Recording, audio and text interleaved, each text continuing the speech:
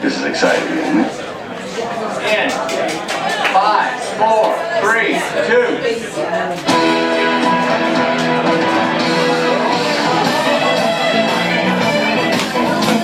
Alright everybody, who's ready? Who's ready for KGB? Open mic! Monday! I mean, geez! It's Monday! It's October 10th! We're out here! We're alive! We're partying! We're gonna do our best! We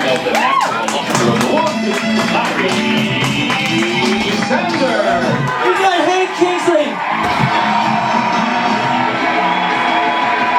Thank you! Thank you! Give yourselves a huge round of applause! We made it!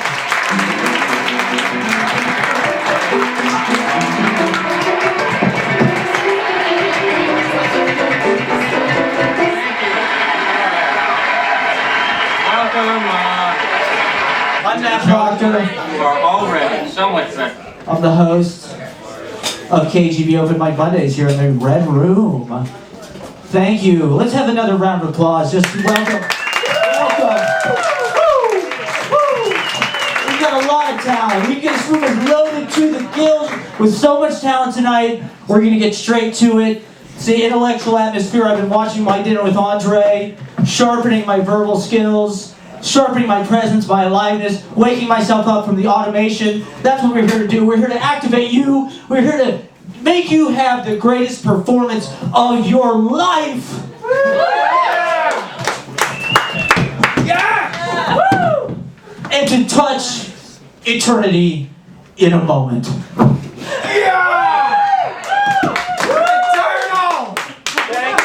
Matthew Silver's here, everybody. Yeah! And we've got the Charles Grodin Show, the MSNBC Vibe. We've got the Jazz. James Barrickman is here. We've got so much talent. So much talent. Thank you, everyone, for coming out, sharing this. Just a few ground rules. 2-drink minimum. So let's tip the bartender. Let's have a good time. Let's get drunk. I'm having a great time. It's the best day of the week. It's Monday Night Raw. It's Nitro. It's Bischoff. It's Hogan. It's the Ultimate Warrior. It's poetry. It's literature. It's comedy. It's music. It's a melding of all these things. It's a blend of all these things. So we have a 5-minute time limit. We got about 40 people signed up. So we're going to be going all night. We might have a lightning round, but let's try and keep it express. Thank you again, everyone, for coming. If you want to sign up, you can sign up once again at Easy Paradise Mag. Also, I do just want to make an announcement. We've got a special Halloween open mic coming up. That's going to be really fun. Dress up, perform in character. If you want, come out, be Richard Lewis, or whatever you want to do. If you want to be Taylor Swift. You don't have to do that. You can come out and be yourself. That's a very interesting... Or be a character. And then next week we've got Brendan Lorber. He's our first feature, so we're going to be doing a feature. That's right. Great. We got a poet. Brendan Lorber. All right, everybody. KGB. That's it. That's the open mic. A monologue opening. Woo! I'm Matt Proctor. I'll be here all night. Let's get drunk. Let's have a good time. Do whatever you got to do. Bathroom, bathtub, whatever it is. Let's get the first act. Let's have a big round of applause. This guy set up last week. Richard Hellfire, everybody.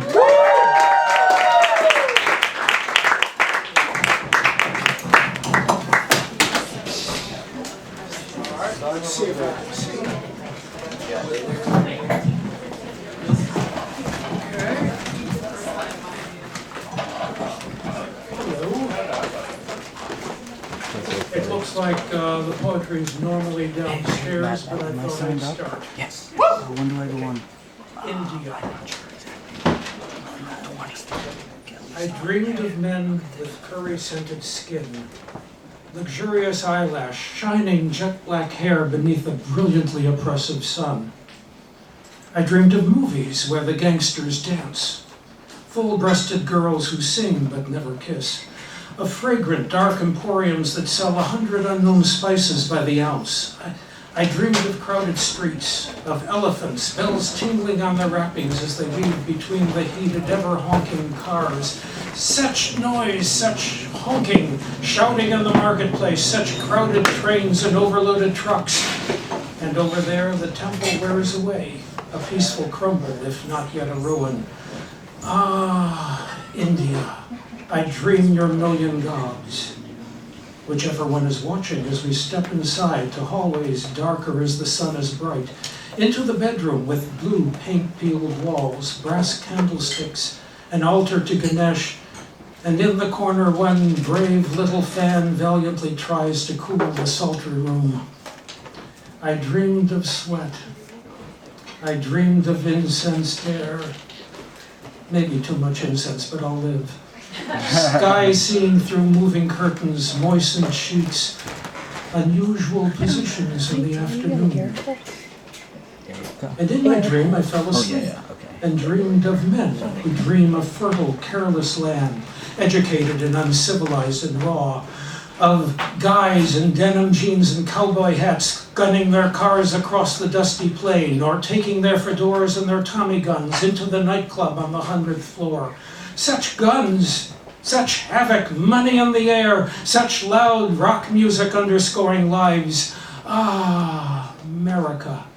He dreams your $1,000,000, your fin-tailed cars, your power, your ceaseless thrust, your pastless present, everlasting now, unchanging change. Desire doesn't care about the facts. He's an accountant probably, a Lutheran. And I'm no cowboy, I don't even drive. Just let the shadows keep as they may seem. If I can dream you, I will be your dream. Yeah.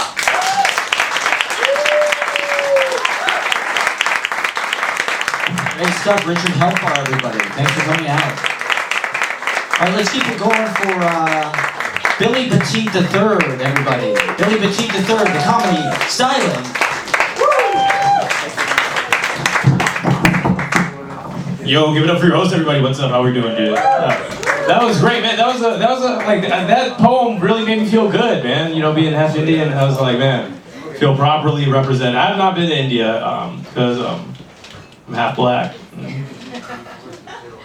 Indian people are kind of racist. All right, let me not get into race material right now. I want to talk about real stuff. Who here is dating? All right, who here? Not each other, dating in general. Here's the thing. I think dating apps are a problem. You know, I think that they're not working for people. Like if a dating app was your friend, you would have killed that friend already. Like how many bad dates are you gonna let a friend set you up on? Like 2, right? You're gonna be like, all right, hey, you know what, Jim? I appreciate it. Stop showing me a bunch of single women in our area. I'm good. But that's weird because you'll not even be using the app and it'll be like, hey, you know, a lot of horny people in the area. You know, want to pay some money? You know, I can get you in there. And then this weird thing is that it's weird because they'll show you somebody. I'll be like, oh, this is a magnificent person. Yeah, I like them. Yeah, well, they didn't like you actually. Then why did you even show me their profile? Well, I'm just showing you what other people are dating, you know, but not you. She didn't choose you. And then it's weird because you'll get a lot of matches. Sometimes, does anyone else have this feeling where you'll get matches and you'll be like, I don't even need to go on the date because this person hypothetically would fuck me. Why ruin that? That's a perfect idea, right? That's why ruin it with a reality? You know? No, it's hard, man. It's hard. Dating's very interesting. And statistically, the stats are in, and we're the least happy we've ever been with our dating lives, right? 30% of men under 30 haven't had sex in the last year, and this is a big thing. And it makes sense though. Because we've given the people who made the widget that has a monopoly on our love life, were the most unfuckable people in the 90s programs.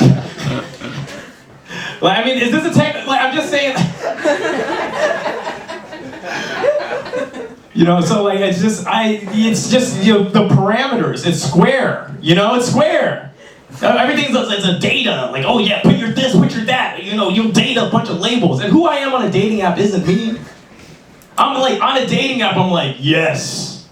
No, yes. You know, that's not me in real life. Me, I want to get to know people. And I don't want to know that much about you before. Never in life do you look at someone and know all their stats. That's weird, right? Yeah. I just think that like the part of our brains that like picks like, oh yeah, like this person went to this school, not the one who should be directing our love life. Like that's you know, and I've been thinking about who here thinks love and sex are related. Clap. Clap. To some people. I love my dad. What? I love my dad. Yeah, you know where I'm going with this. It's just like, I love my dad. Who here loves their dad? Woo! Alright, yeah. Who here loves their mom? Yeah. Okay, yeah. Do you want to fuck either of those people? Okay, so that's what I'm saying. And it's not just those two, right? Like, it's like most people you love, you would not want to fuck. Right? Like, the person you're supposed to love the most in this world is your kid, and there's no one you should want to fuck less. And so, like, I think true love is actually when you still want to have sex with someone you love. Like, that's... Okay. In this is because, like, love is tender, love is sacrificial, love is almost unsexy. You know what I'm saying? Like love is teaching your dyslexic kid how to read. Thanks, Mom. But like sex, like most of the people I want to have sex with, I don't even know. You know, that's the entire premise of porn. Like, okay. It's just as good sex is kind of a little bit violent, right? Like that's like okay, that's not.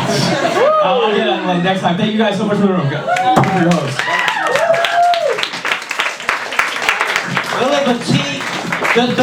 The controversial opinions on modern dating, it had to be said. Getting it out there. All right, let's keep it going for our next poet, Frank Galena Jones. Do we have Frank Galena Jones?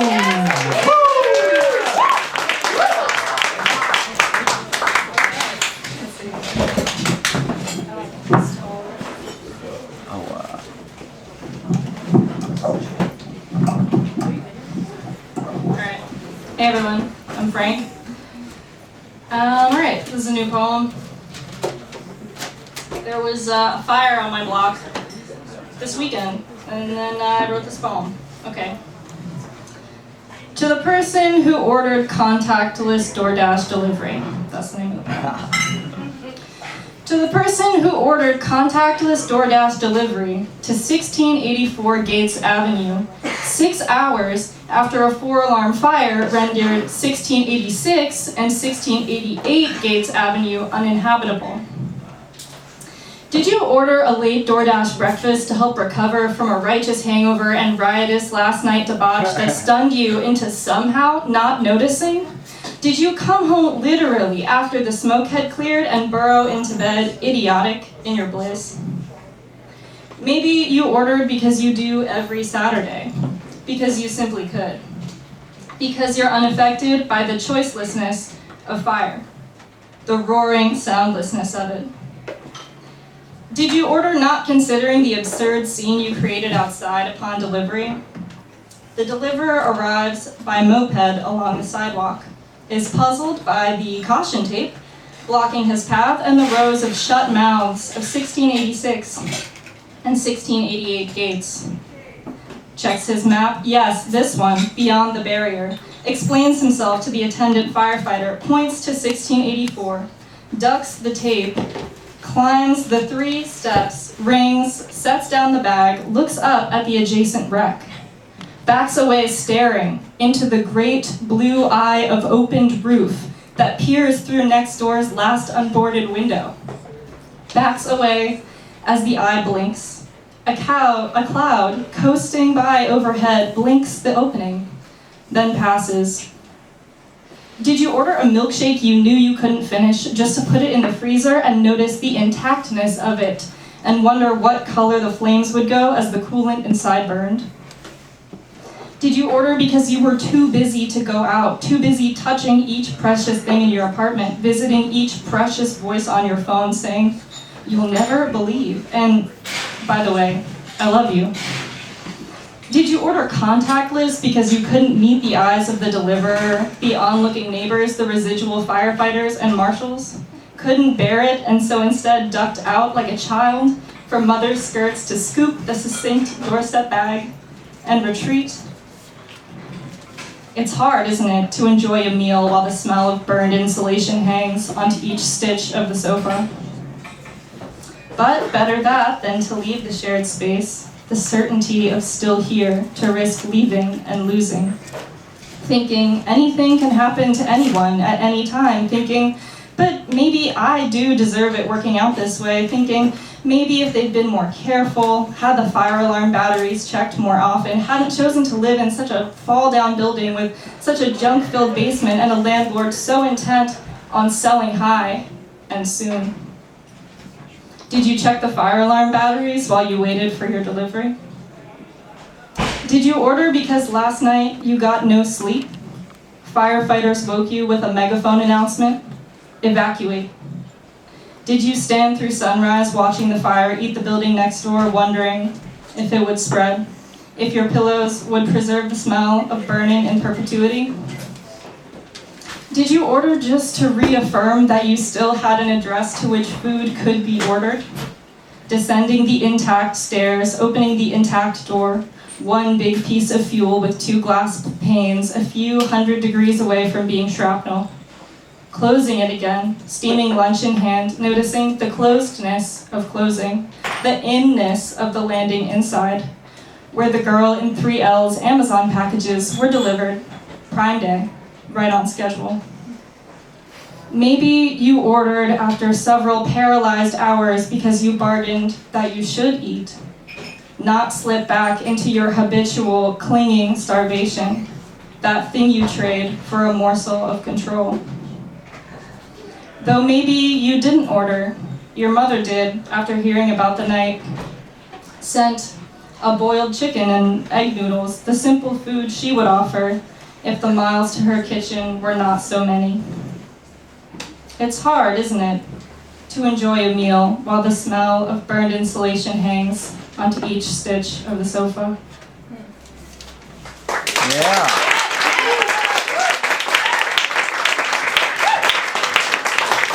Beautiful. Frank, is that published anywhere or? No, I wrote it yesterday. Amazing. I love when people read from loose leaf paper. Their own handwriting. Is Gabby Policano here? All right, we'll come back. Lisa Passold. Come on down. Let's have a big hand for Lisa Passold, everybody.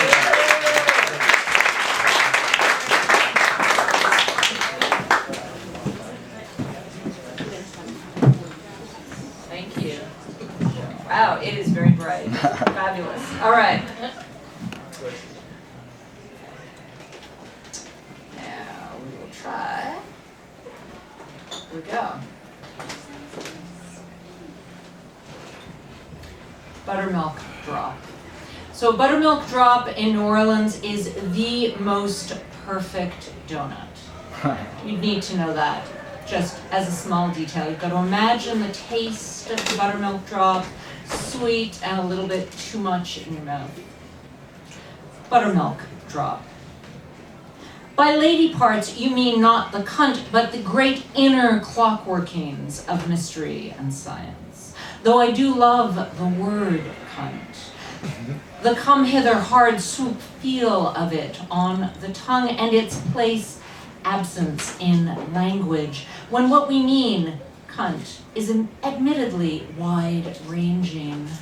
It's the word I didn't use on the phone long distance 20 years ago, back when we still used landlines. I know most of you don't remember that moment, but trust me, it was a thing.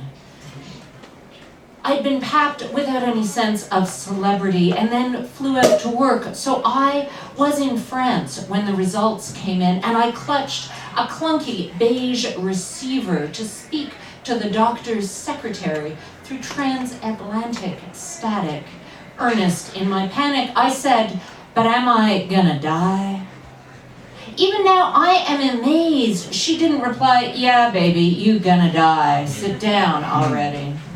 But instead, she lied, maybe because her mama told her sometimes you gotta be like a magician. You gotta just grab those rabbits And she said, no, you're not gonna die.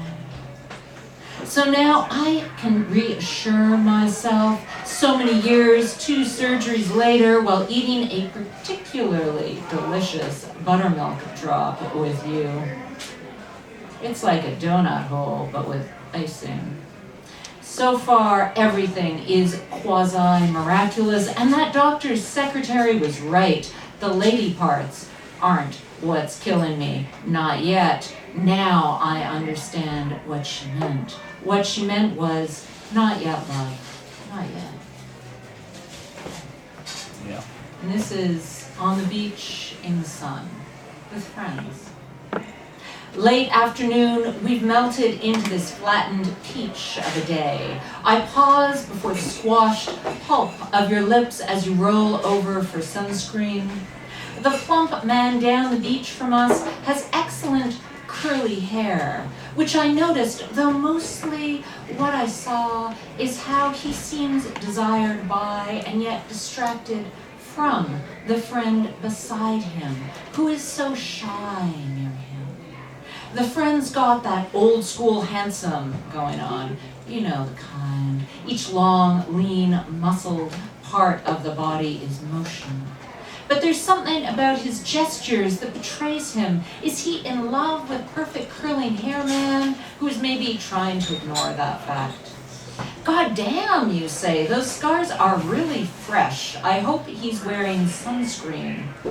I hadn't noticed the scars. My sunglasses are spotted with salt water, and my eyesight falters in brightness at the best of times.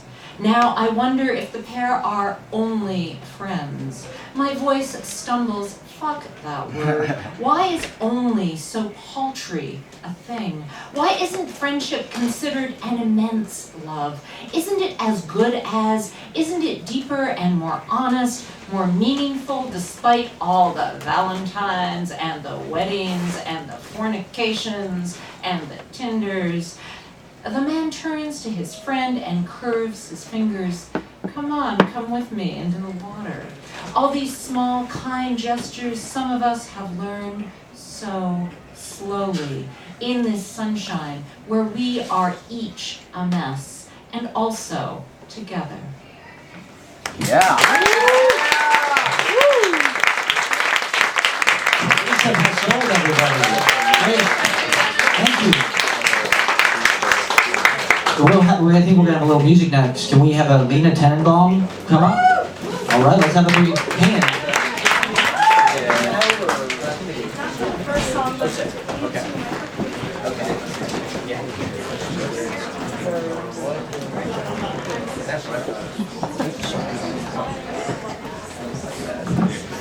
Just reset. I was going to read a 4-page poem, but I decided not to. So that's everything.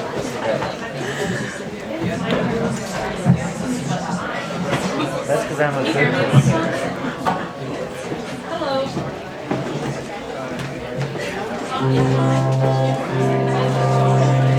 Okay, hi, I'm Lena. This is Luke. I don't have my own music or anything. Luke's gonna do a song later, but my parents are from Ukraine. I grew up listening to this Ukrainian rock band called Okean Elzy, and they have this one song that's a bop, and we've done it a couple times at some open mics. And since this is KGB bar, I thought it would be really cool to do it here. The chorus translates to "I won't give up without a fight," so pretty fitting. Yeah.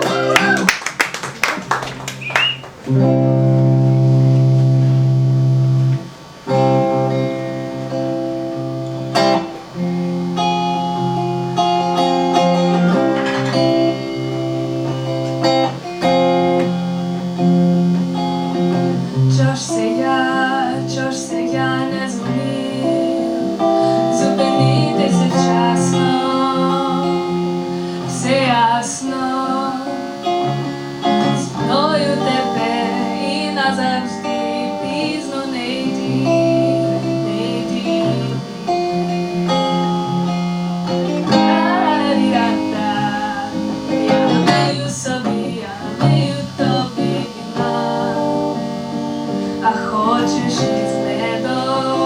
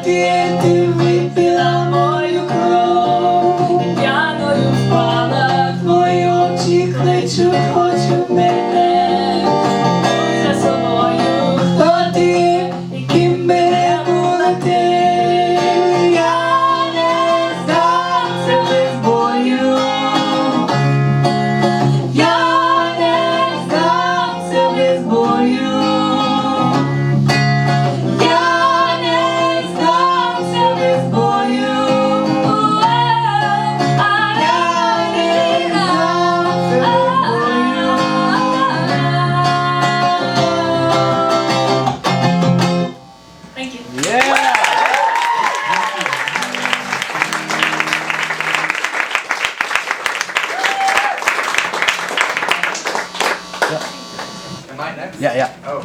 Yeah. Now my turn. Luke Herberman, everybody. My name is Luke Herberman. This is Lena.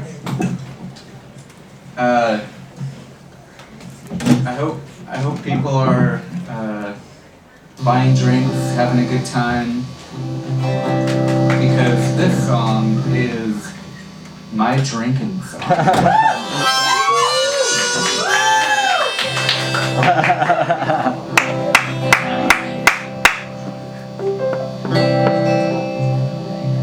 Can I get a little reverb on the mic if you can? Sorry, I don't want to put you on the spot here. Give it up for our host. How's that?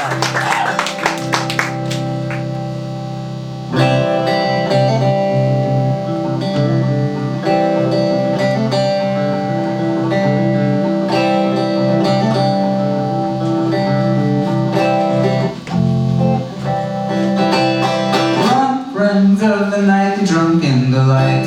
Hey, run, friends of the night, the drunk in the light. Hey, run, friends of the night, the drunk in the light. Stay up tonight. Run, friends of the night, the drunk in the light. Hey, run, friends of the night, the drunk in the light. Hey, run, friends of the night, the drunk in the light. Stay up tonight. I have the taste of rum.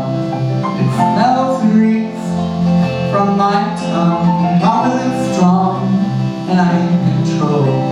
But is it really head control? Is this what I need for fun? A deadly killer, loaded gun to take away this stressful day. It's gotta be a better way. Like spiders on the wall, the pain of alcohol, it can catch the pesky fly or bite you when you sleep. Hey, run, friends of the night, the drunk in the light. Hey, run, friends of the night, the drunk in the light. Hey, run, friends of the night, the drunk in the light. Stay up tonight. Run, friends of the night, the drunk in the light. Hey, run, friends of the night, the drunk in the light. Hey, run, friends of the night, the drunk in the light. Stay up tonight, a waste of time and a painful end. For the cause, it would depend, a happy thought, a dark intent. But we have it all to forget, living life to the full. With all my weight, had to fall. I got too proud of what I've done. I flew too close to the sun. Like spiders on the wall, they hunt as they crawl. I wouldn't pick a fight, it's everything in sight. Here run friends of the night, the drunk in the light. Here run friends of the night, the drunk in the light. Here run friends of the night, the drunk in the light. Stay up tonight. Run friends of the night, the drunk in the light. Here run friends of the night, the drunk in the light. Here run friends of the night, the drunk in the light. Stay up tonight. Feed my withdrawn mind, poison to disguise. Feed my withdrawn mind, poison to disguise. Feed my withdrawn mind, poison to disguise. Like spiders on the wall, a soldier meant to fall. Climb down the road and sleep on the road.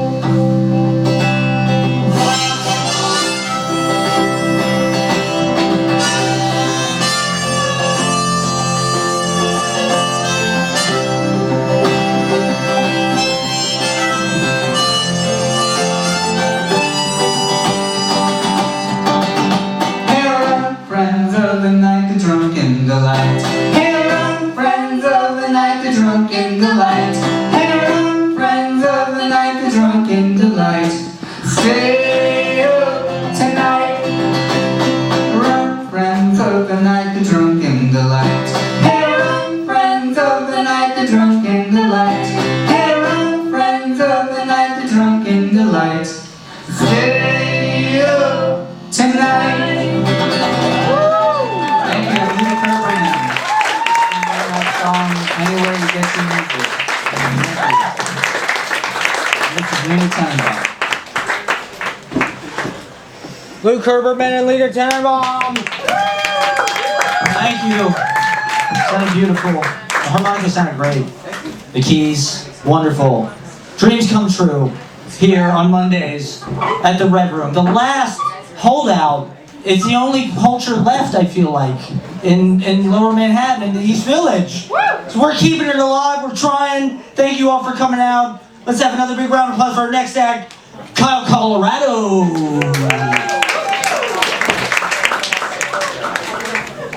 Is Kyle Colorado here? Or? Kyle Colorado. Around? All right, let's give Kyle Colorado. How about Dylan Krause? Let's go Dylan Krause, everybody.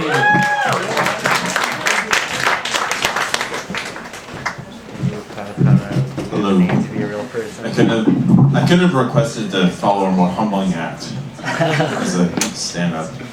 My name is I'm from Long Island, and I realize I'm starting to realize that I'm from a shitty place when I tell people where I'm from, and they're like, as a compliment, they're like, "Oh, you don't even seem it." Yeah, my parents' neighbor, she was saying that it always bothers me how like certain professions people consider to be for like uneducated dumb people. Like our neighbor, my parents' neighbor, said that her son he wants to be a mechanic when he gets older. And she's like, I mean, he's a smart boy. I hope, he aspires to something a little better than that. Like, sorry, do you know how to fix a freaking car? Are you kidding me? It's not that easy. It's like, what does it say about her, too? It's like she gets her brakes changed and her like fuel line repaired. And it's like, oh, who'd you entrust the safety of your minivan and your entire family with? Some idiot. I feel like a lot of my friends from home, most of our conversation now just revolves around them telling me how many weddings they have. So many weddings. I got invited to a wedding recently, and I had one of those moments where like you don't want to do something and you remember that you actually have a conflict and you can't make it. And I was like, oh no, I can't make your wedding. I'm poor. That's amazing. Thank God. I love being poor. That's amazing. It's like, wait, what weekend is it? Oh yeah, it turns out I'm still gonna be poor that weekend. I'm not gonna be able to make it. Destitute, actually. It's amazing. It's like, oh dude, sorry, I won't tell anybody. I'm like, oh no, please tell everybody. I don't care. I'm very lucky to be poor. For that reason. Seriously. Every day I wake up and I'm like, I pinch myself. I'm like, yep, still poor. That's amazing. Someone's like, how do you miss so many weddings? Like, I'm just very fortunate to be unfortunate. You know? It's amazing. What else? Oh, I gotta be careful. Because I don't want to make sure I don't make any money. You know? That could be devastating for the whole operation. My mom gave me a Delta gift card for like, she's like, it's for, on Christmas, last Christmas, she gave me a Delta gift card for travel for the year. And I'm like, Mom, you can't tell anybody you gave me this. Alright, it's between us. It's amazing what you can get away with. Like, if you just surrender all your dignity, you can get away with anything. Like, you know, weddings, bachelor parties, birthday parties. My friends is like, dude, we can just take a walk in the park. I'm like, I can't afford that. Sorry. Yeah. I shouldn't say I don't have any money. Mostly because I have money. Not a lot, but I'm a specific type of poor. It's where I don't have any money if I don't want to do the thing. That's it. It's like, I don't know. Must be something like, because it's tough, because if you have money, you can't get away with, like, you have to be like, sorry man, I just don't like you. That's it. I hope this doesn't sound like xenophobic or anti-Japanese or anything. But I really don't give a shit about haikus. They just do not impress me. You're so wrong. There was a haiku on the subway, and it said like, sneakers, I want them. Google Play gives me great rewards. This is good for me. That was a haiku. I've never read a haiku, but holy shit, how they do that? That is beautiful. I think I'm out of time. Thank you. Thank you. Dylan Krause, everybody. I'm sorry, you're so wrong about haiku. I mean, I have to defend it. Don't let the corporate co-option of poetics ruin haiku for you. This is something I've noticed too, all over, all these copywriters and shit. I think poetry has like this cachet. I think they want to use poetry to sell shit, to sell their Google evil shit and their poetry on the trains, and that's the opposite of what poetry is for. It's the anti-advertising. So that's not even a haiku, that's just like bullshit fucking ad speak. And frog jump in, old pun, frog jump in, splash. That's a show, I think. Is Nomi K. Baker in the house? Yeah. Let's get Nomi K. Baker to have some comedy.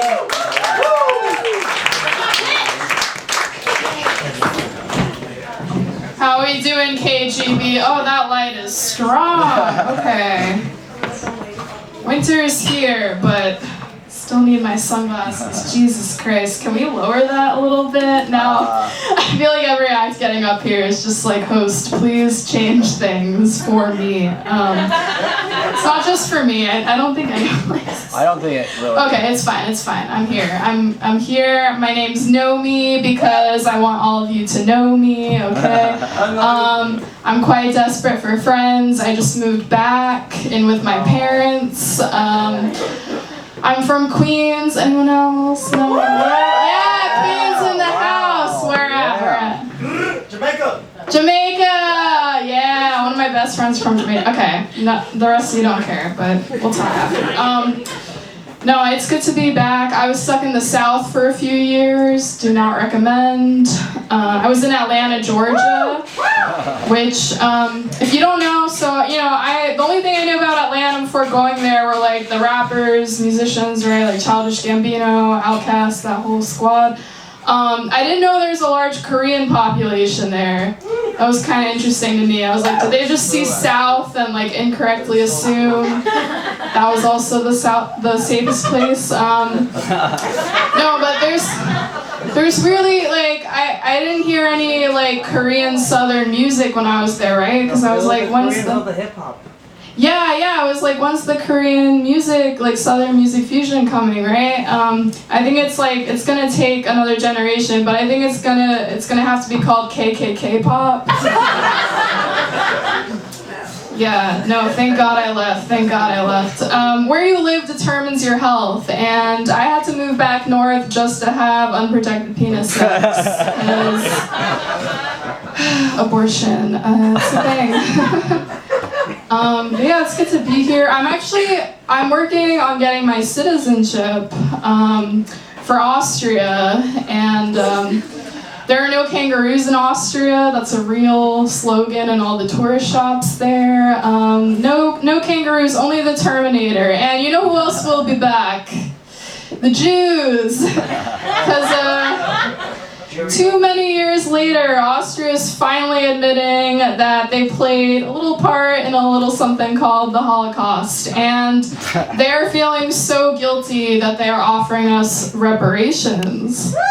So I'm using my Jewish privilege to prove my lineage, get citizenship, and move to Europe for a better life in Hitler's hometown. I don't know how that math adds up, but that's my dad's side of the family. My mom's side is all American, and just like every other middle-aged white lady, she is obsessed with Ancestry.com, and she told us that our ancestor came over on the Mayflower, and in the spirit of Indigenous Peoples Day, I was like, burn those documents. Can we just focus on the side of our family that perished? Like, it is too confusing to be both the victim and the perpetrator. Like, I'm already bisexual. I've had one identity crisis. But can you all imagine if America offered reparations? Neither can I. I was walking around after a thunderstorm and I saw a fallen tree with a swastika carved into it. I was like, damn, this tree got what it deserved. Strike that fucker down.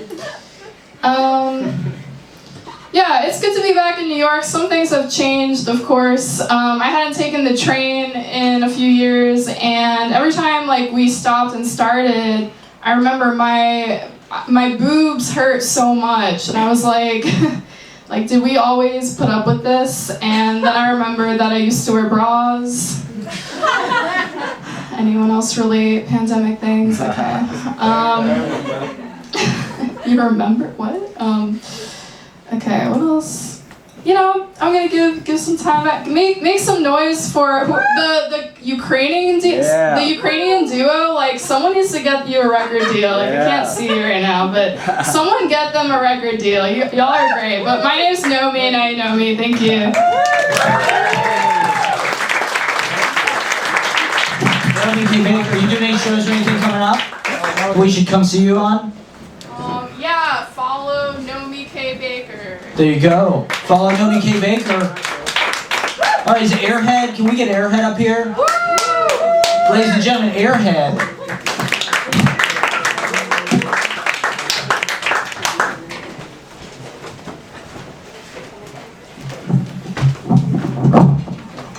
Holy shit, she was right. It's really bright up here. Oh my god. I feel like a vampire right now. Holy shit, okay. Dropped her. You, maybe a little. Check it in. I'm I around. I do like to drink blood. Okay, so my name is Airhead and I can't see any of you, so I hope you can see me. I have a weird name and a crazy mouth. That's what she said. So I'm half Dominican, which means me using this mic is not that different from the actual volume of my voice. I'm also half Ecuadorian, and I don't know what the fuck that means, so use your imagination, just don't be racist. So I'm having a little bit of a problem with my eyesight. It's definitely because of this light, but it's also because of other things. I recently saw Rachel Dolezal's leaked OnlyFans nudes. I'm traumatized. The thing that concerns me beyond the obvious is that she labeled as ebony. Oh my god. Bitch, where's this ebony you speak of? Because all I see is a bad spray tan. She leaves a little bit of herself everywhere she goes, and it's her spray tan. I saw this tweet, and it said, "Imagine Dr. Phil running at you full speed ahead." That sounds terrifying, but also very inspirational. You could be so beyond it all, and suddenly you see a little shiny thing in the distance, and it's fucking Dr. Phil's head. Nah, and suddenly you become the Flash and run to safety. And the terror is the thing that finally pushed you to do your laundry, you lazy piece of shit. So, like, I realize when I meet new people, I'm overly nice or tease them a little bit. But I want to start mixing up a bit. So there's this comic I know, and I told him he looks like Lord Farquhar, but he has the kindest eyes. So my roommate asked to fuck me. Wow. And not like the hey, you want to fuck, which I would have been way less creeped out by, but would have been no either way. He acted like he was asking me help with homework. He texted me at 6:27 a.m. Can you sleep with me? Then 9 minutes later, a question mark. And active, I think I can help him with that. Bro, my pussy ain't algebra, don't talk to it like that. And then I said I have a boyfriend, because as a woman you can't really just say no to me, you have to have a reason. And then he says, shaking my head, like, oh, okay, rude, shaking my head? Don't talk to my imaginary boyfriend like that. He deserves more respect. Then I showed up to the guy I'm actually sleeping with, and he thought it was funny, and I sent him a picture of my boobs. Now that's a modern romance if you ask me. Speaking of the guy I've been sleeping with, he's mad at me right now. And I have a bad temper and I'm dramatic, but I'm Dominican, so I can't help it! You've seen Cardi B. She's a very accurate representation of us! But like, I'm sorry for being a dickhead. Okay. So, I'm like really trying to be a better version of me, like be more independent. That includes me getting high and going to my local Chick-fil-A. Yes, I've been going there. And I'll be standing at the counter, I love watching like the crew work, and I'll be so enthralled like I'm watching a TV show. And I'm like, oh, it feels like I'm watching The Office Fast Food Edition. Where's Pam? And then like they're just in their own universe and we're just a guest in it. And this definitely has the most high sounding thing I've ever written. So okay, this is my final joke. That giving head is one step away from cannibalism if you're good at it. Thank you. My Instagram's Airhead Comedy. Follow me!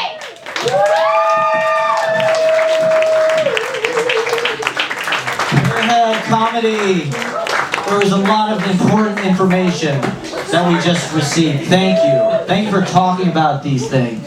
You're welcome. Bringing that into everyone here's consciousness. We're here every Monday. KGB Open Mic Mondays. I'm your host, Matt Proctor.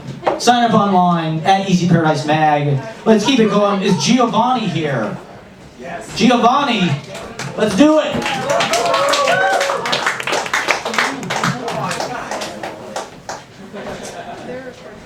And it is bright. I get it. I don't know anything about any of the technology. Sorry.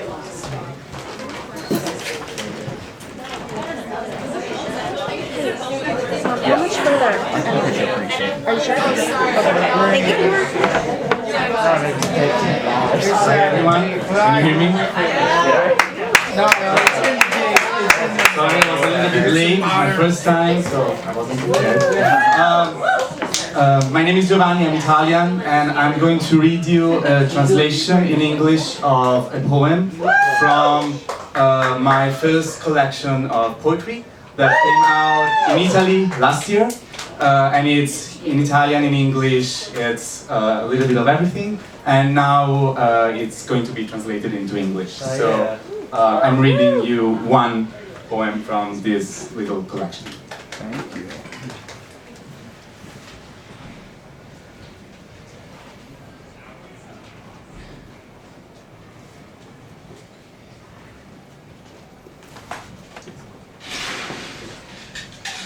To my grandmother. I miss your apartment and that elevator which now it's been decreased. I'll never take again. We sold the place this morning, but that, thank God, you will never know. Do you remember all the verbs we used to study last year of high school, spirit of sacrifice, for hour after hour? Aorist without an argument, verbs with reduplication, circumstantial participles from the first conjugation to the fifth. Luo, lues, lueth. Memory sluts off and melts away. I miss you. And I wish that I had told you that frail excuse when the time is right. And not because you didn't know I was a fag, but because I never told you that, honest to God, I was happy, that we were happy, and his name was shining in my breast. I mustered the courage and kissed him, honest to God, once again, and it was in Piazza Pitti and in April. But out of these and all the other things you must already know, just this, his name is an archangel's, my very own annunciation. What ears will it reach? Aorist without an argument, verbs with reduplication, circumstantial participles from the first conjugation to the fifth, lumen, luete, lusin. Now I'm wearing the gold band with your name inside. I never take it off, even to sleep, to wash the dishes, take a bath, make love. Now with the hands of a statue, your hands, I write this final, never to be final letter, in part for me, who never got to say it, in part for you, who have always known. Thank you.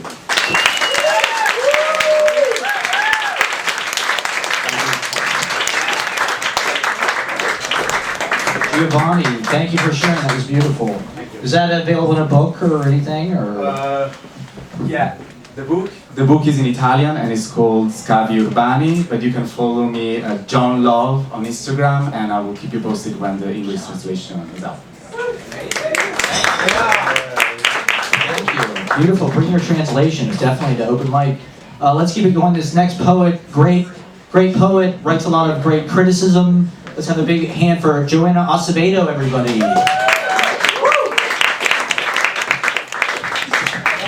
Oh, shit. Thank you, Matt. Sorry, I'm short. Sorry. I'm wearing heels, too. I'm just failing with this. Because I can't see anything, because it's bright, as we have established. So I'm going to read prose today, which I can't find. This is called, and this is about literary events, so we should have fun with this one. This is about the events that we all go to. This is called Someone Wants to Be Your Friend.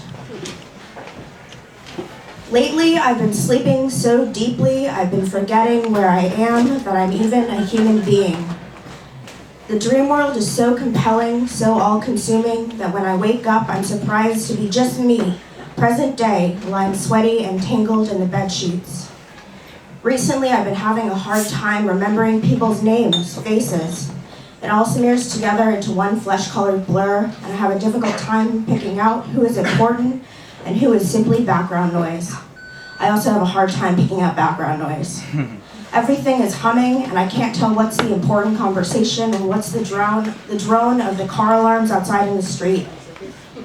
Your phone can remind you to call your mother, drink water, make doctor's appointments, but it can't remind you to be a better person.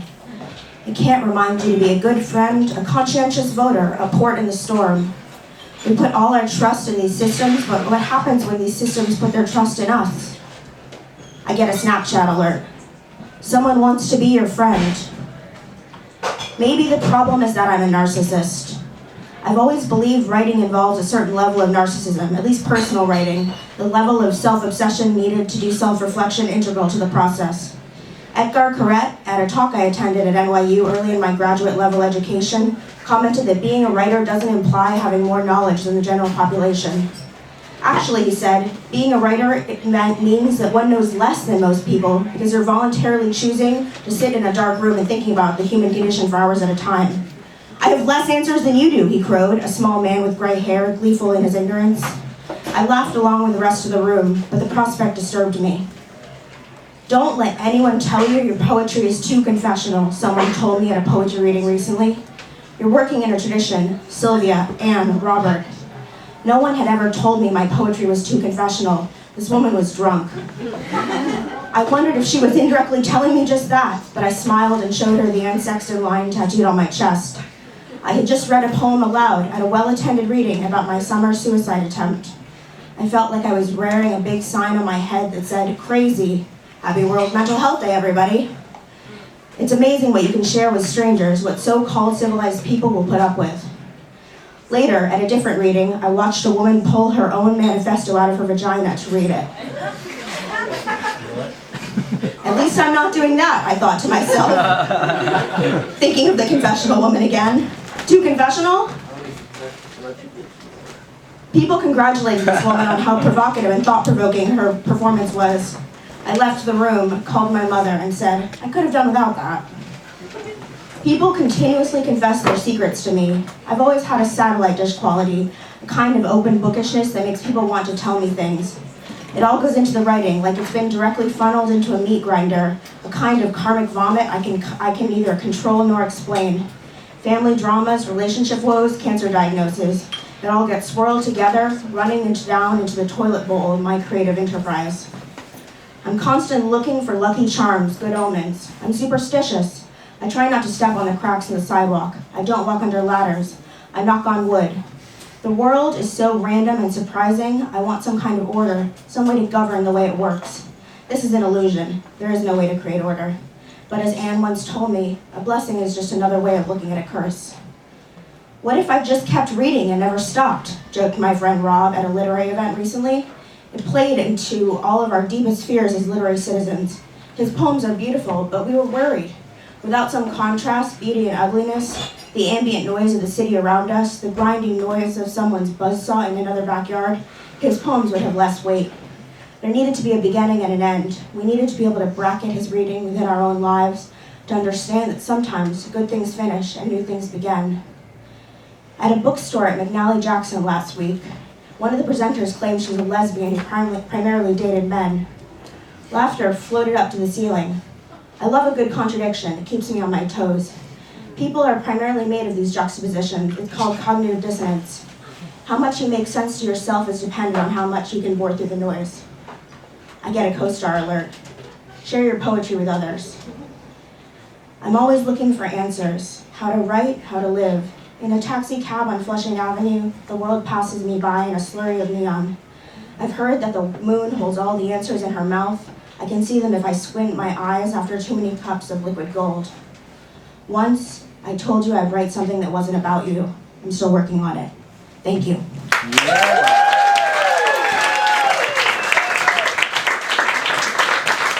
Really nice, really beautiful. Joanna Acevedo, everybody. Thanks for sharing.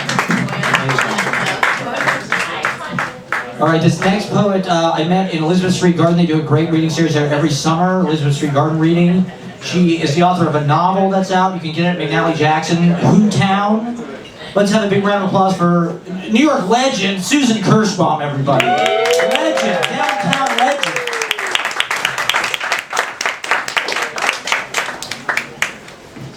That is right. All right, New York legend. That's the first time I've been introduced as a New York legend, so I have a lot to live up to. Can everybody hear me on this mic? All right, I'm going to try to see this. This is my novel, Hoontown, and it was based on, the reason I think Matt is calling me a New York legend is because in my early 20s, I fell into a certain scene in New York, and I covered trends for the New York Times and a lot of different people, and I found myself in kind of like back rooms and crazy places, and it was the genesis of my fiction novel, Hoontown, which is about 8 kids in downtown New York and how they form this kind of dysfunctional family that has nothing to do with how they're portrayed in the media. And I'm going to read a short chapter from that right now. So, bear with me. Yeah. Let's see if I can see. I hope I can. All right. Okay, I'm going to have to turn this way. Forgive me. Okay. I'm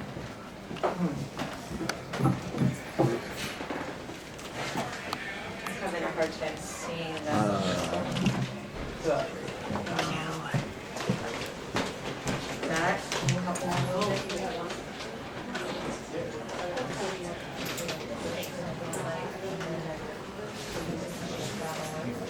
No, I have a flashlight. I was going to get out my flashlight. This sounds bizarre, but I'm going to do the best I can do.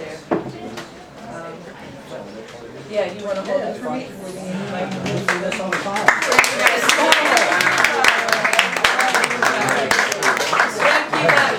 You are the legend. Anybody who can do this is a legend in my life. Okay. All right, here we go, people. This is after called Messiah. Here we go. Lola liked the way her vein looked. Seaweed green, hungry, and bulging against her ivory forearm. Unlike her more noticeable charms, the vein infused Lola with hope. Since she was a child, people always told her that she was prettier than the baby on the Gerber mashed pears bottle, the one with the apple cheeks. But for as long as she could remember, Lola wanted to be free of Nabokov's curse. Honey, I'm gonna call you Lola instead of Lisa, her mother had told her when she was 9, and they were living in San Antonio, Texas, where her father was stationed as an army general and her brothers attended military academy. That's short for Lolita, Mama had said. The girl so alluring that even grown men get tricked. Stick it in, Lola begged him. She and the barback had smoked hash, taken ecstasy, and snorted coke before. Lola hated the way people chattered on coke about nothing for hours. This was the last uncharted territory, but he had been afraid to give Lola here.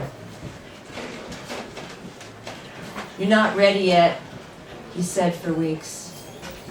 But since she had moved in, she could no longer stand the temptation just under her nose. Stick it in, she yelled, as she wrapped the thin white kitchen towel around her wrist a little tighter.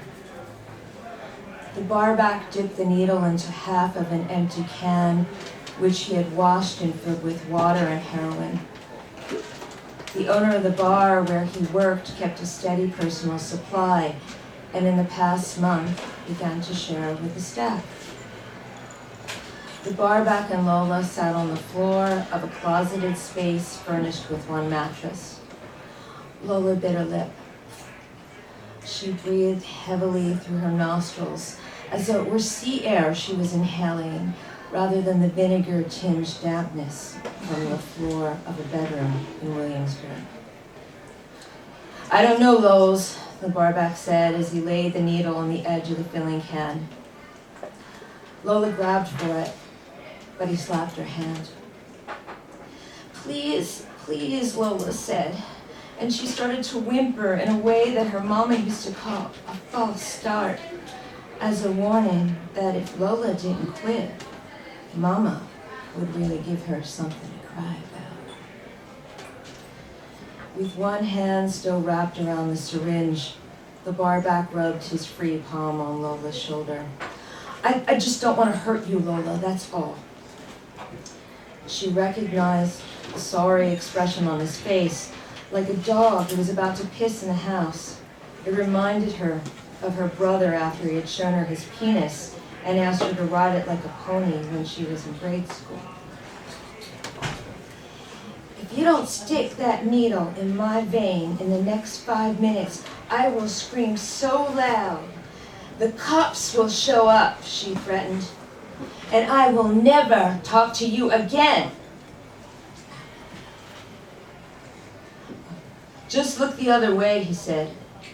Over your shoulder, but not at me. Wrap your arm tightly, but not a stranglehold, like this.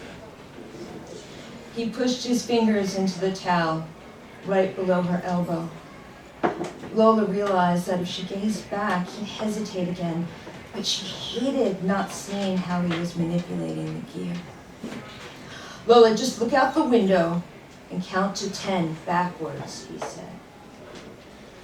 He swabbed her forearm with rubbing alcohol as she watched the groups of kids, around 23, her age, strolling up the gray expanse of Bedford Avenue.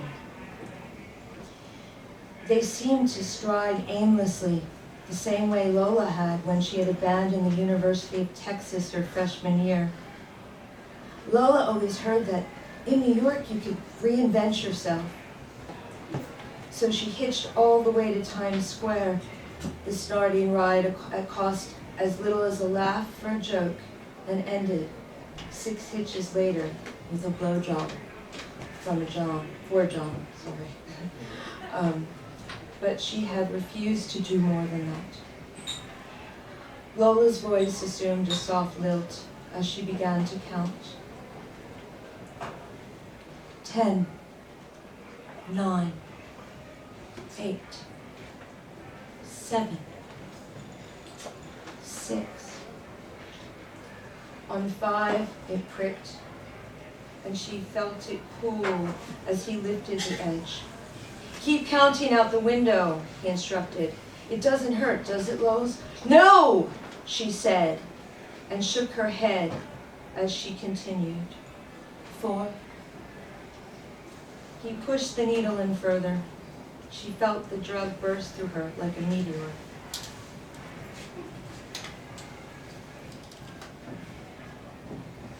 It bubbled under her skin. It pumped to her heart, descending and transposing into a sweet wave, and she felt cradled within an expansive, tender womb. The sensation numbed her. The sides of her lips curled upward in a smile she could neither resist nor possess. She froze outwardly, all the while sensing the warm, gooey current lathering within. Lowe's? She heard the bar back, but she didn't move. Lowe's?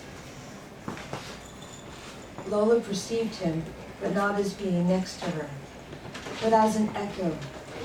The sound circled, but could not contact her directly. The beautiful demon spun within. Lola clutched her abdomen, lurching forward in an attempt to arrest the burn that churned through her intestines. Her arms and legs tingled, and an acidic paste like pickled tar covered her tongue and spewed from her lips into her lap. Lola, this always happens the first time, she heard him say as she retched, but he sounded even farther away this time. Lola threw her palms into her own vomit as she drooled more paste on the planks beneath her. She crawled a couple steps forward, then stopped to emit more, marking a route of speckled yellow that led to the bathroom. The entry to the bathroom was just a foot from where she shot up, but the line Lola crossed as she pushed her knees ahead on the floorboards felt like several stages of enduring death. She had placed herself on Christ's road to Calvary, willingly. When Lola gripped the doorknob, her temples seemed to pulse out of her brain, and once she maneuvered it open, twisting to and fro with one sweaty palm from the unmarked arm, she placed her head against the floor to temper the vibrations. The tiles sprouted a thin veil of mossy dust, but they cooled her enough so she could fasten her arms around the toilet seat. She supported herself between the cushion and the unmopped tiles, wanting the fickle nausea that prodded every nerve to flood her organs, explode her into bits on the floor. Then she could finally rest in peace. The glorious thing about heroin, even then, in its worst moment, was that it didn't allow Lola to contemplate the past, the present.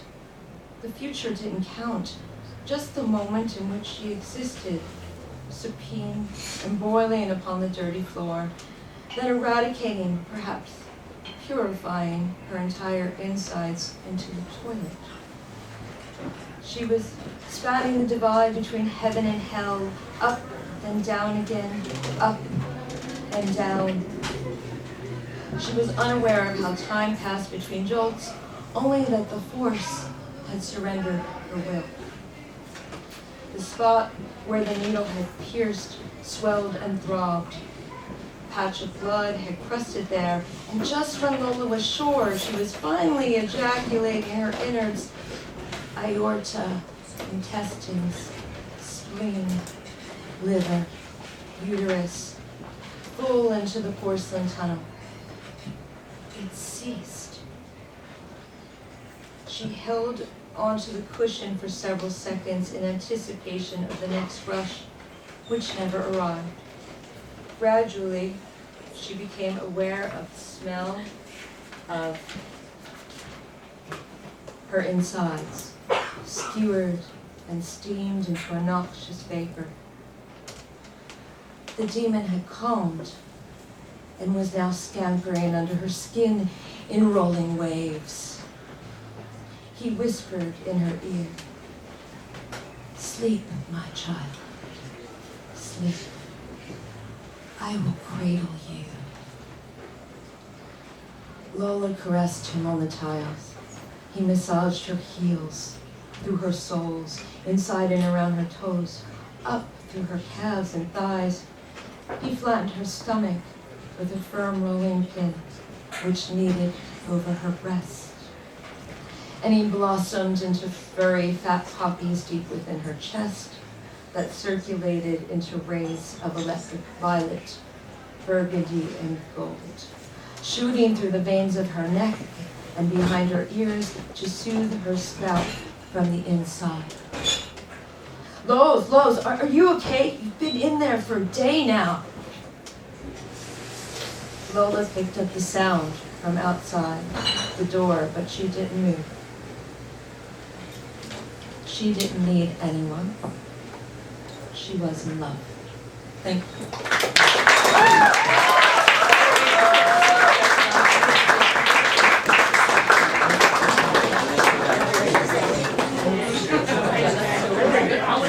Susan Kirschbaum, New York legend. I'm sorry, I didn't mean to. It was dope. We're going to keep it going. Sign up in advance online at Easy Paradise Mag. Can we get Eric Walsh up here? Once again, there is a 5-minute time limit, so let's try. We have a lot of people to get to, so let's try and keep it moving. Thank you. Eric Walsh, is Eric Walsh out there? All right, cool.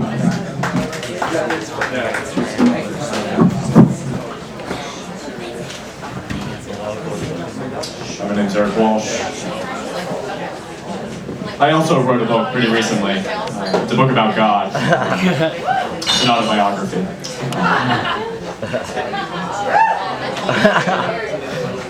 I went to a very good college. I'm not going to say which one, but it's top 3, Harvard, Yale, University of Wisconsin. Got a lot of talkers in the back. I wasn't in a fraternity at Wisconsin. I was in something much better. I was in the investment banking club. Investment banking club's a mouthful, so we just use the acronym IBC. Let me tell you, IBC and no women. I think people today have truly lost the art of good conversation. I don't want to hear about your transformative experience studying abroad in Madrid. I want to hear what you think about my semester in Barcelona. I live in a pre-war building, Revolutionary War. It's been rent stabilized for a while, so they pay 48 shillings a month. Been trying to get some artwork for my apartment, so I commissioned a painter. I got 2 paintings. One is a portrait of myself, and the other is a self-portrait of the painter. So now when people come over to my apartment and say, Eric, that's an awesome portrait of you, who painted it? I just go, this guy. I highly recommend everyone get a portrait themselves. It's a great background for Zoom meetings. I was excited about the portrait because I've accepted no matter how successful I am in life, there will never be a statue of me. You never see a statue with a small butt. That's why Abraham Lincoln is sitting down at the Lincoln Memorial. And if you ever see Lincoln standing up, he's obviously wearing a top coat. You don't see Michelangelo's David with a coat on. You should wear a Speedo though, maybe. Sometimes I find myself being wildly overconfident. Like I read in a book that apparently Jesus never laughed. Like that's because he never met me. Clap it up for Jesus. Let's give him a proper chant. All right, let's give him a chant. Give me a J. J. Give me an E. E. Give me a W. Sus. We forgot the sus part. No, that was Jew. That was the Jew.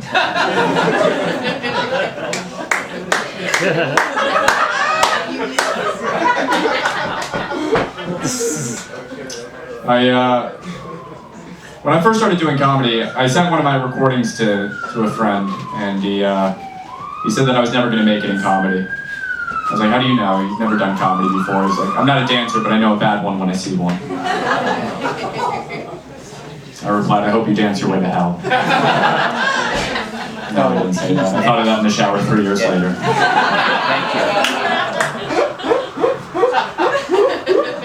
He's a cop now, so talk about police brutality on my hopes and dreams. Oh my god. As you can imagine, back in 2020, I went to a lot of the protests, holding up a sign with a picture of him that said, defund Brian.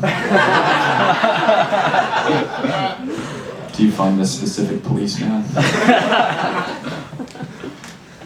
I have a condition called aphantasia, which is an inability to create images in my head. So no matter how beautiful you are, in my mind, you are completely forgettable.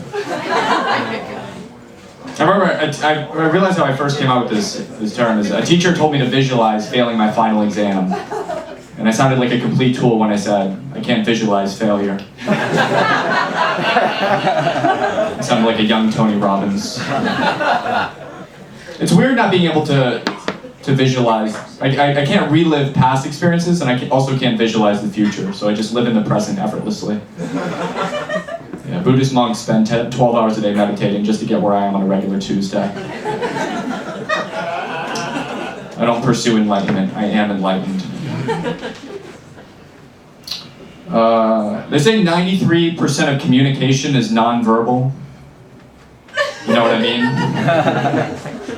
All right, thank you very much. Appreciate it.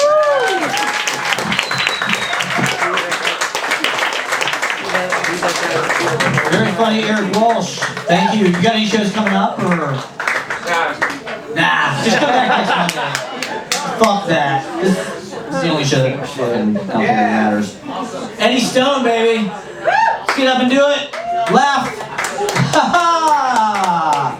Eddie Stone.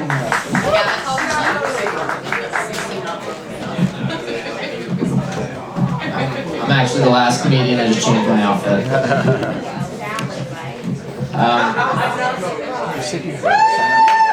Yeah. I've been doing this thing recently where if I want to know something, I say I have a query. And I do it because that's both a very formal way of saying I have a question and a very affectionate way of saying I've captured a queer. I just let them decide which one I mean.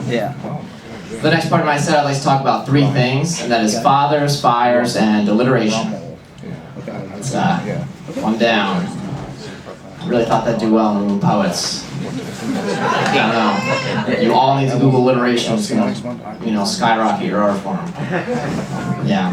My father is a tailor. He makes very fancy suits for the movies. You guys have seen his stuff in like The Irishman, Wolf of Wall Street, this kind of stuff. And I've been thinking about it a lot lately. I'm so proud. So proud to be the son of a man that has touched the crotch of that many stars. That really means a lot to me. But he came over here from the UK, and so he has a very heavy British accent. When my little brother was younger, he really struggled with the words strawberry and water. So my father would work on this with him every day. So for 2 years of this very American child's life, he'd go around saying sentences like, "Mom, can I have a strawberry?" Speaking of my father, my parents are not very proud of me. Not a joke, just general info. But yeah, they say my life is all out of whack. It's very unbalanced. But I think that's a crazy thing for them to be saying because I just got a DUI on my skateboard. Which, feels like a perfect balance. Drunk enough to get a DUI, sober enough to skateboard. If there was ever like a white dude's yin-yang, I've located it. I went camping with some of my buddies recently, and a lady from an adjacent campsite came over and accosted me. She was furious because she'd seen me throw a can in the fire, which I know is bad, but let's let those on my two pals. And she comes over, she's furious, she gets all up in my face, she's like, I can't imagine being so stupid to throw a can in the fire during this climate crisis. And I just really like that phrase, I can't imagine. It's like the greatest self-own ever. You can't imagine, you just watch it happen. This is now a memory thing. It's also not very hard to imagine. Because like all we've established here is you have no future as a creative writer, and you're taking it out on me. So my boss says I have to dress up around the office now. He says I have to wear button-down shirts. But I don't like being told what to do, so when I put them on in the morning, I will start from the bottom. I get to the office, it says, nice button down. In my head, I think, ha! This one's buttoned up. Not the same. So they say each cigarette you smoke takes 11 minutes off your life. But I think it's a marketing ploy, because that's just how long it takes to smoke one. Shrek 7 took 2 hours. That's way more unhealthy. 2 hours, no Surgeon General warning or anything. Yeah. Thank God for the letter H in the word pheasants, right? It's an important letter. It's the only thing keeping those birds from becoming poor commoners. Peasants. I really thought this was the room for grammar checks. I don't know. Doesn't seem to be the case. You ever try to stop a girl from breaking up with you when you know she could do better? It's a hard thing to do. You start saying stuff like, think about how great our kids would be. With your looks and your personality and my taste in movies, it would be unstoppable. If I think a girl is cute, I will wink at her. So what I'm doing is I'm showing off. I'm saying, that's right, babe. I only need one of these things. I don't have to look at the left half of the room if I don't want to. She comes over, she says, I like your eyelid control. Let's dance. I'll leave you guys with one more. I live on a 5th floor walk-up. Not because I'm poor, I just refuse to be robbed by a fat person. I will not let it happen. Everyone knows that poverty correlates with crime, but in the United States, poverty also correlates with obesity. And so living on the 5th floor walk-up is how I protect myself from the 5 Butterfinger discount that they may try to engage in. All right, thanks guys, nice to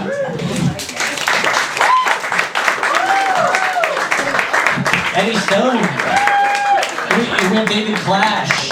David Clash? So David Clash with a K? All right. We'll keep moving, we'll keep rolling with no David Clash. No problem. Jimmy Ong. Yeah. We got Jimmy Ong. Once again, we're here every Monday, KGB Open Mic Monday. I'm Matt Proctor. Jimmy Ong, everybody. Thanks for coming out. Thank you. Hello, everyone. I was waiting in line in the bathroom, but this is better. Oh, yeah. All right. Hello. There was someone talked about donuts earlier, and I just want to ask, What's your name again? does anyone, who eats the coconut flake donut? Okay, right. Okay, no one, no, I went to the, There's a lot of people. it's always the last donut that gets eaten, man. No, I just kind of want to know when. I emailed Dunkin' Donuts, I'm kind of. and I wanted to know the sales number, and they have not responded back. That's what happens when you get older. You start kind of far emailing down, but I'm gonna companies, thinking like you're gonna be like swaying with your. That's where you are. That's where you signed up. And we're here. Yeah, a little bit myself. I grew up with a single father. Early. Well, these people sign up. So I didn't have like a typical. Earlier. Was it Tiger Mom? Do you guys know what a Tiger Mom is? Yeah. It's like having a high school football coach as your mom. But I didn't have one of those. I had more of like an alley cat dad. He didn't have like a curfew for me, and he'd say things like, "If you steal something, run." You know, just. Alley cat dad. Oh man! But my dad, he remarried. He when I was 9, he remarried another woman. She was also Korean, and there was no wedding. We kind of just inserted her in the family like season 4 of Fresh Prince of Bel-Air when they changed the Aunt Viv. Like, none of my cousins are like, "Oh man, new mom." They're like, "No, just the show must go on." You know, just. There was no celebration. It was fucking wild, man. I don't understand it to this day. But she's mom. She's great, you know. And when I moved, like, none of my friends asked, like, "Is that your stepmom?" Because she was also Korean, you know. It almost felt like, you know, that Indiana Jones scene where he changes the statue with a sack of rocks. That's all right. No. Never mind. All right. I'm gonna turn 41 at the end of this year, man. Oh, thank you. Yeah. I get, like, the whole getting older, like, I understand certain things, like I don't think about sex as much, you know, like, I think more about A-frame homes. Those are sexy too, you know. Spacious. But no one ever told me that I'd really be into dried fruit now. It's just like dried mango. I fucking love dried mango. Dude. Yes! Trader Joe's, exactly! And dude, okay, so I think I'm like the biggest creep on their camera scene because I'm like feeling the bags up to make sure they're soft. You know, you gotta have the soft ones. You can't have the. Yes. Thank you. Okay, you guys are with me. Hell yeah. But dried prunes, those are like the final boss. Yeah, I'm gonna wait for a few more years for that one. That's like, it's too bitter right now for my tongue. All right. Did anyone? Oh yeah. Okay.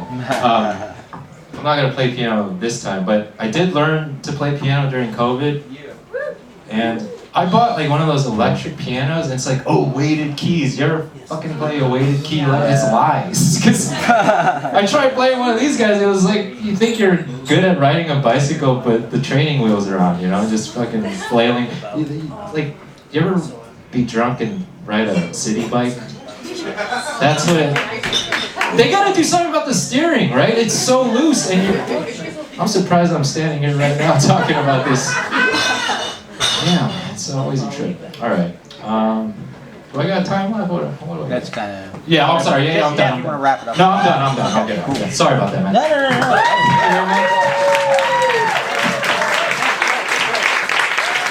Oh, this is hilarious. Gregor, do you have any shows coming up or anything? No, but Instagram is Pizza Jim. Pizza Jim. Book this guy. Book him on a gig. Do a comedy show on your roof. Is Natalie here? Yeah. Natalie, do you want to read? Yeah. All right. We're excited. One of my favorites. One of the best poets. Natalie, everybody. Hi, what's up? Yeah.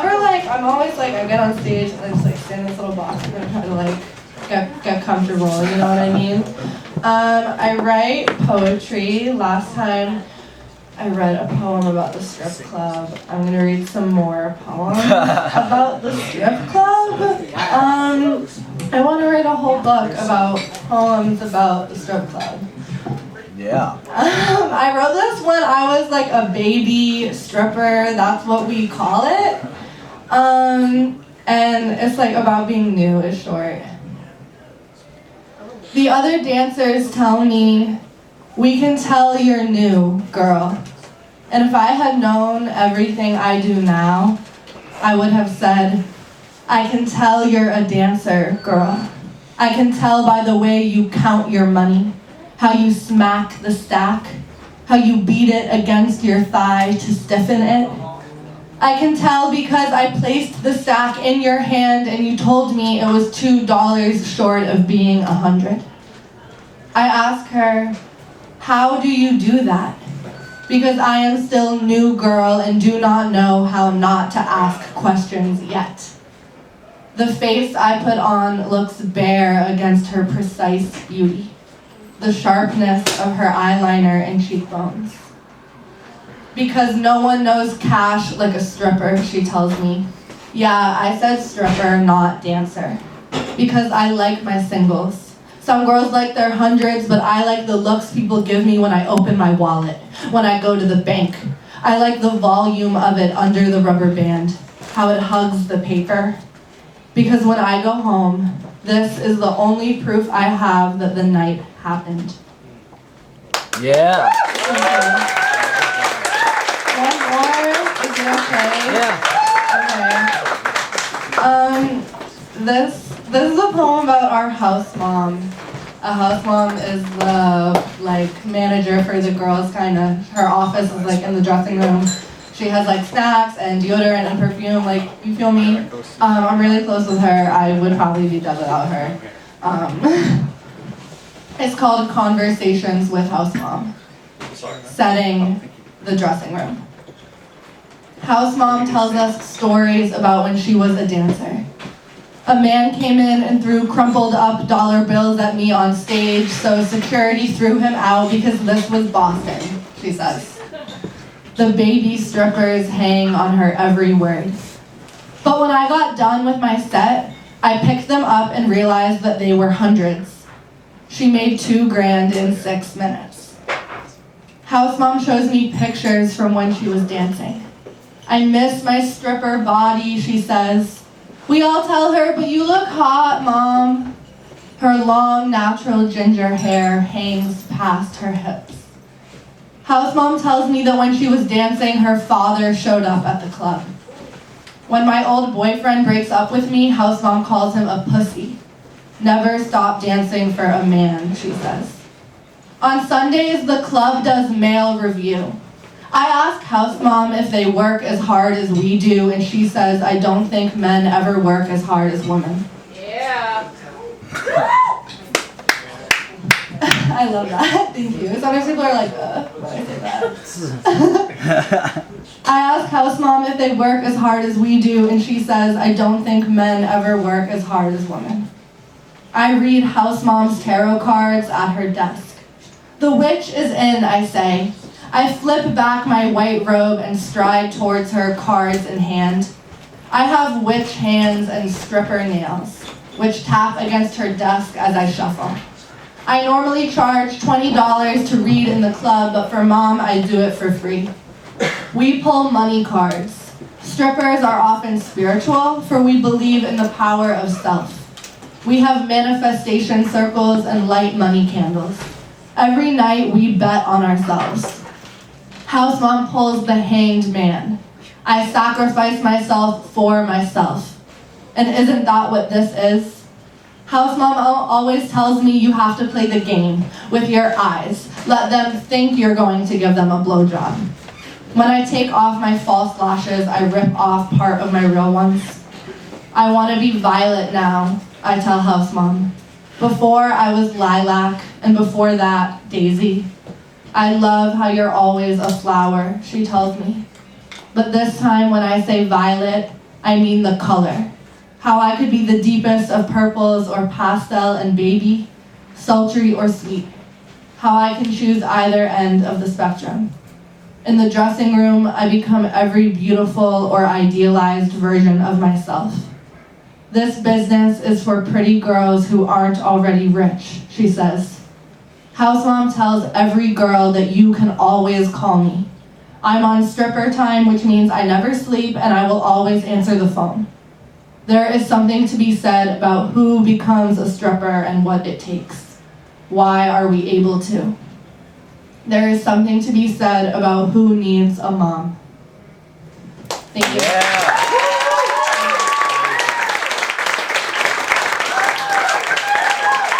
Natalie, cannot wait for that stripper book. Publishers, major New York publishers, somebody put this book out. Doubleday, Random House. Is Hyacinth here? Let's get Hyacinth up here.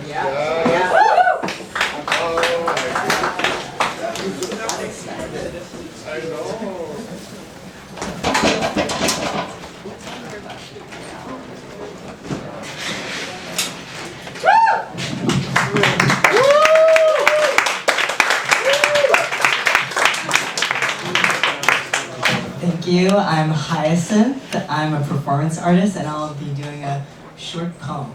Yeah.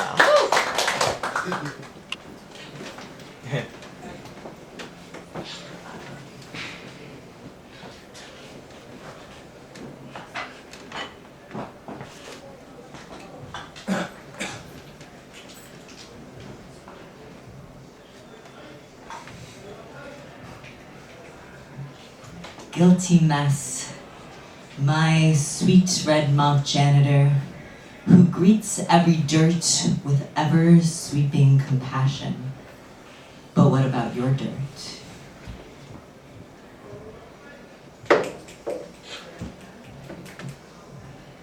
Guilty mess, my sweet red mouth janitor, sweep every mess, hide it under the rug, as you greet guests who don't see you and me tangled in locks, your locks dangled from head to floor, waves of red catching dirt, your hair sweeping the mess. Sweet red mouth janitor, your guilty mess. Thank you.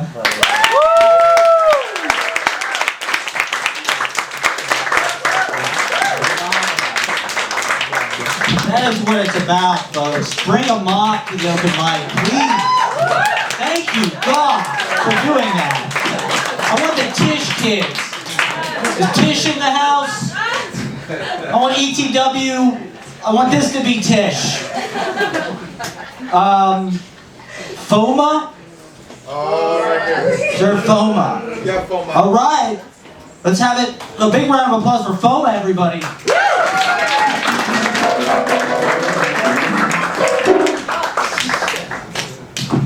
Hello. Hello. Oh my gosh, this lady is. No, it's fine. I like it. Hi, so my name's Foma. I'm just gonna share 2 poems. So this first one is called Matryoshka Membranes.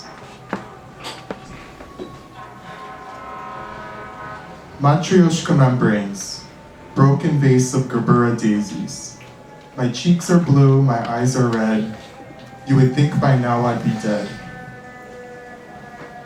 My brain is now a fucked up mattress. On the floor and infested with maggots. My heart is made up of cigarette ashes, landing in my mouth from the heavens. The tokamak of thoughts, the Fabergé of feelings, the savior on the spill blood sitting on my soul. So I ripped open my chest like broken cabinets of flesh. Now my brain is radioactive and my heart is scrambled eggs. My swollen esophagus tied to a pole that's stuck in the soil. Sticky hands go down my throat so uranium coins come out. One day I swallowed this crystals, One day I swallowed the crystals on my rainbow necklace. Nothing has been the same. I'm constantly being arranged. In barrels filled and buried with the radioactive waste, my conundrum is shuffling it around in so many ways. Watch Arctic glaciers sink into the curves of my waist. Corroded cheese grater abrasions of losing weight. Fighting gladiators go straight through the layers. Emperors have built me up just to tear me down. I've got so many different people underneath me. They crumble like Roman Colosseums inside me. I climb up their stairs to the steeple on top of me to save me from myself. Catholicism topples me. Thank you. Okay. The last one is called Red Supergiant. Gotta switch the hands for the mic. Okay. She was a super giant red string. She was a string that tied everything together to me and my siblings. A dynamite stick tethering endlessly. Tossed into the seas like a buoy, consumed by such celestial beauties, he did not want to be UI Scooty, but wanted to be treated like a ruby. A red like rare meat or plastic beads, or in between like poisonous berries. Apparent only when the body bleeds emblematically in armorial bearings. Miss Luminous and most voluminous, wrapping numerous beautiful ribbons around his balloon rubber loose skin so that all of her hugs are tied to him. Wearing a robe woven from her ropes, she anchors big blisters to the ground. Afraid to let him go, he floats straight toward a gray cumulonimbus cloud. She waits for him to come out. Despite shreds for seconds, she flew like kites, rose petal-like rust-colored butterflies, falling from the skies. Thank you.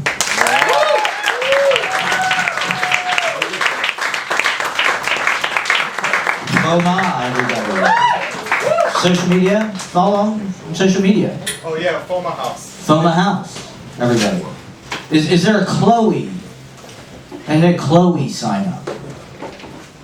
Okay, I guess not. Is there Rashad Rastam? Is Rashad Rastam here? Right here. All right, let's do it. Let's have a big round of applause for Rashad Rastam, returning open micer.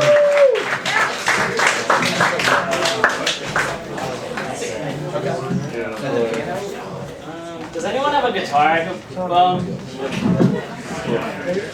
Once again, let's try to keep it to 5 minutes. Everybody, 2 drink minimum, keep it moving. Does anybody have a guitar? Okay.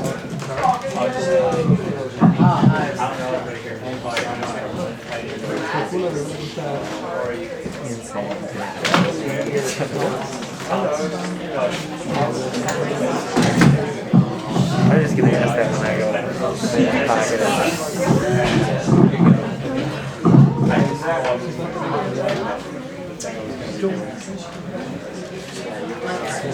long story short.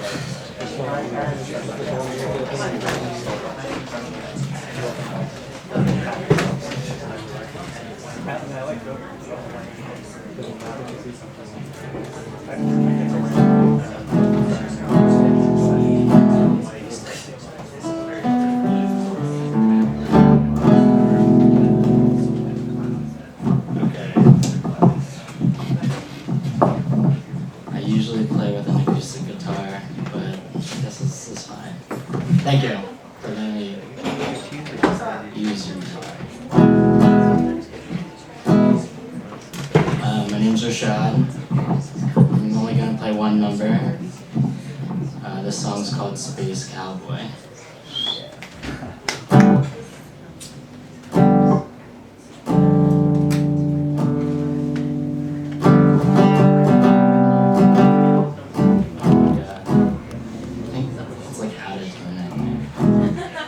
Pretty good. Holy shit. Alright, I'm gonna play another number instead.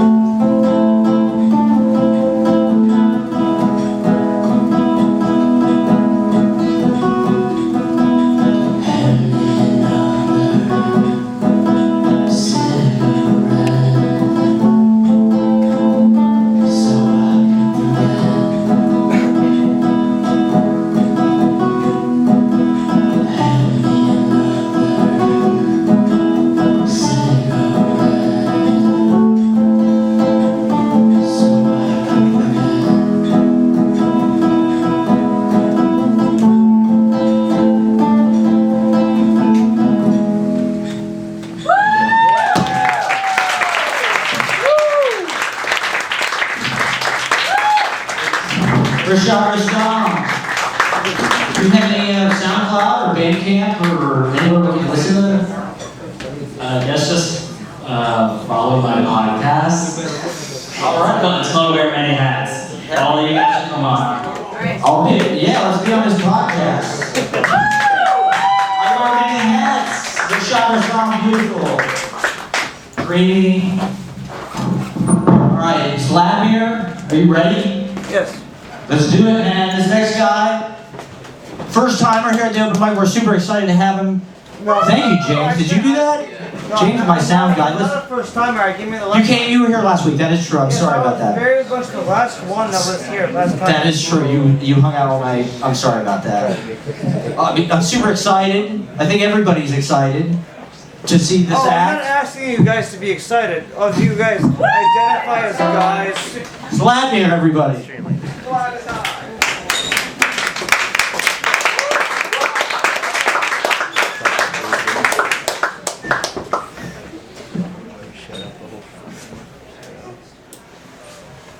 You said like a person gets around like 5 minutes over here, right? Yeah. Now I'm not assuming my time is going on as I adjust this microphone. It just started. We just started. Oh well, you know what? I shall use this time to adjust the microphone to my size. You know, always be comfortable at all times.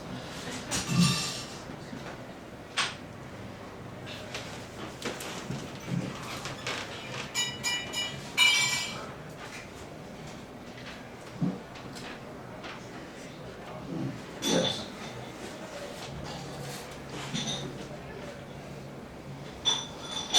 People.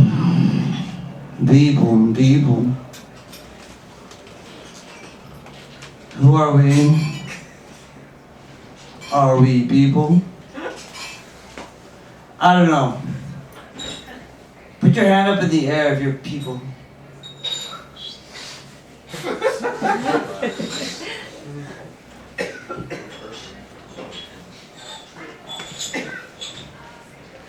I will deduce as such.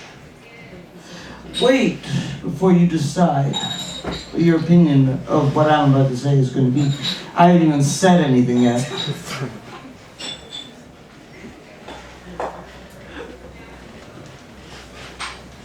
Yes.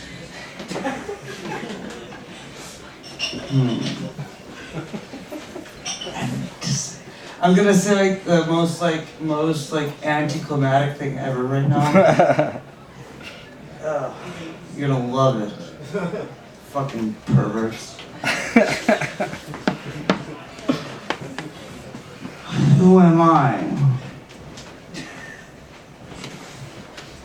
I'm not asking you to fucking think about who I am. Fuck you guys. I will deduce this by knowing. Any of you, show of hands. Who are you? You guys know who you are? Anyone know who you are? Show your hand up. Put your hand up in the air. Guess what, bitches? I can't even fucking see. I'm wearing sunglasses from over here. Yeah, fuck off. Stupid bitches.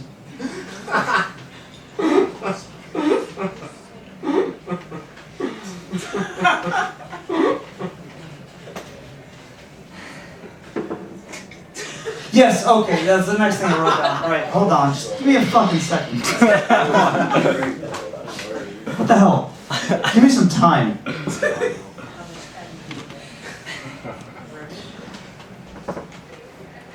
Look into these shallow eyes of mine and see nothing but desire.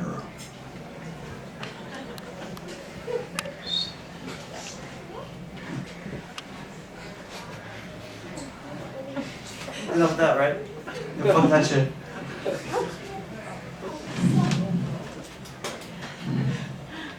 Goodbye, you evil apes. I don't even know why I wrote that shit down.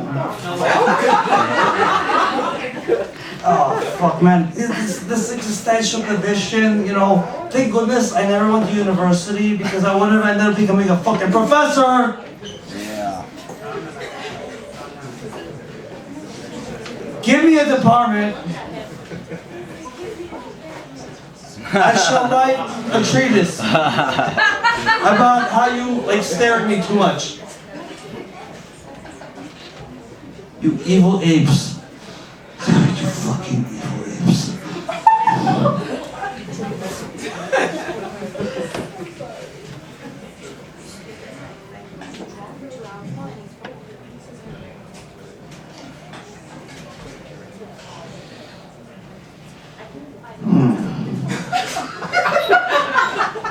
No, this doesn't. No, so this particular moment does not correlate with my notes. You know, I do realize that correlation does not apply with causation. Like at the same time, I had to apply the experiment. So, like, fuckme.com, fuckmyass.com. Like, go look that up. If you don't get a virus, you might be able to like and subscribe. But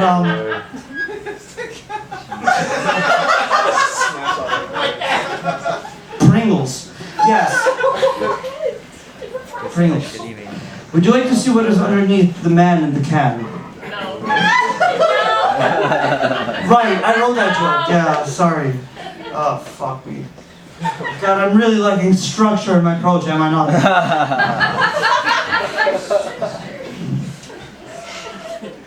Poems.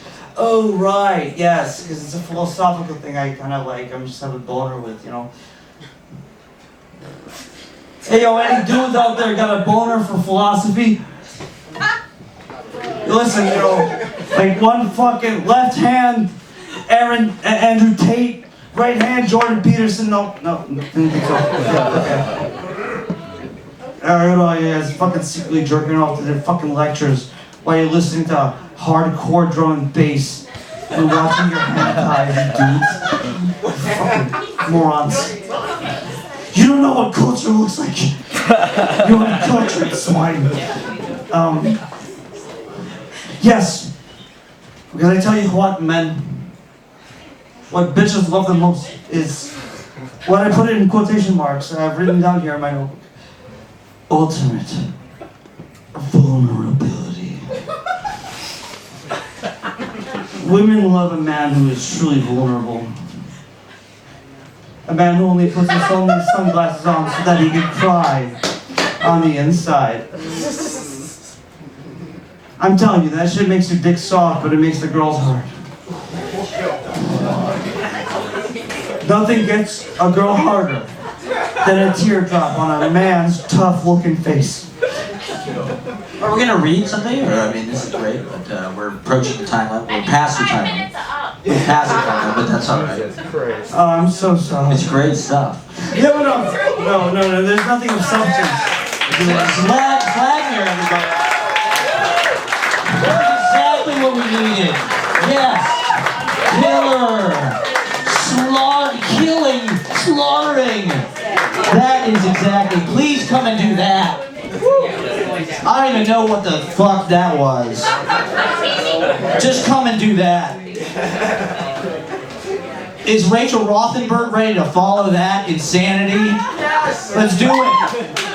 Big hand for Rachel Rothenberg, Connie.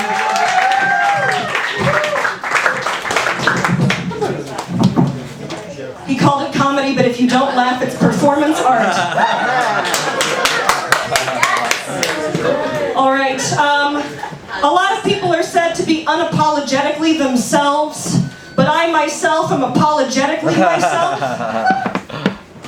I'm reading my notes off of a printed out white piece of paper. Wow, it is hard to see up here. I didn't think I would bring it up, but fuck. Okay, yes, I'm a Jew who was raised WASP. The town where I grew up was famous for being the place the Stepford Wives was based on. That's a true fact. But I was raised in a WASP community, so sometimes when I feel the deepest self-loathing, I have to stop and remind myself that hating a Jew this much is probably anti-Semitic. Wow, nothing. This is all, I wrote this today. Okay, I saw in the news that Kanye West tweeted something anti-Semitic and people were responding on Twitter saying he's not anti-Semitic, he's just bipolar. And I was like, yeah, you know, that's exactly why I take 20 milligrams of Latuda daily to stave off all the anti-Semitic thoughts I'm having. That's a medication for bipolar disorder. All right. Yes, I'm very tuned in to low-level anti-Semitism. For example, I take reservations for an Israeli restaurant, and whenever somebody accuses me, Rachel Rothenberg, of rigging the reservations, I think that's low-key anti-Semitic. I think the stringy flat beef rolled in dirt they call pastrami outside New York is anti-Semitic. I once ate a $20 bagel with lox at the Newark airport that I think Hitler would have absolutely loved. Alright. When I ate this bagel, I was choking on the dry bread like I myself was in the gas chamber. Oh my god. That's my review I left on Yelp. I work in Williamsburg, and it's hard to tell the hip people apart from the Orthodox Jews in Williamsburg. You know, I think they influence each other. Like, how different really is a beanie rolled halfway up your head from a yarmulke? It's kind of the same look, you know, and I think Orthodox Jews are just hip as fuck, you know. I think their hairdo is edgier than a mullet. It's business all over, but party in front of the ears.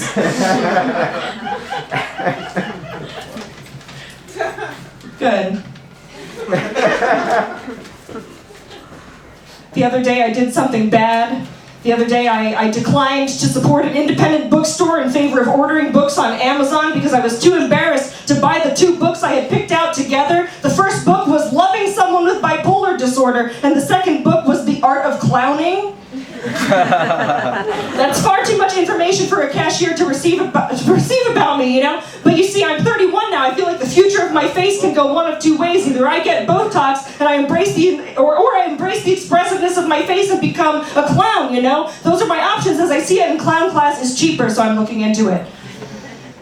I don't want to do the clown makeup though. Clowns are really out there, done up like Instagram baddies these days. You know, I want to do a body positive clowning thing. I want to be the Alicia Keys of clowns. Okay.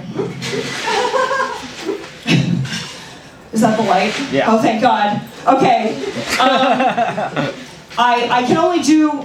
I'm just gonna do this and get out of here. I'm married, but I'm still really bad at flirting. I only have one move that I use to initiate sex, and I call it checking to see if it's still there. I think I got married specifically so that I could stop calling a grown man my boyfriend, you know? I really hated calling a grown man my boyfriend because he's not a boy, he's a man, you know? I'm not fucking a boy, I'm not a priest. Alright, bye.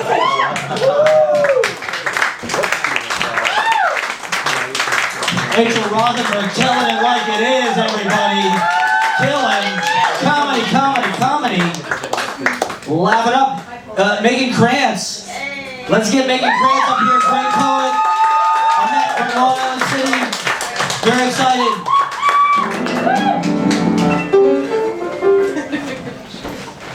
Thanks. Alright, this is going to be a little more grim than that last performance.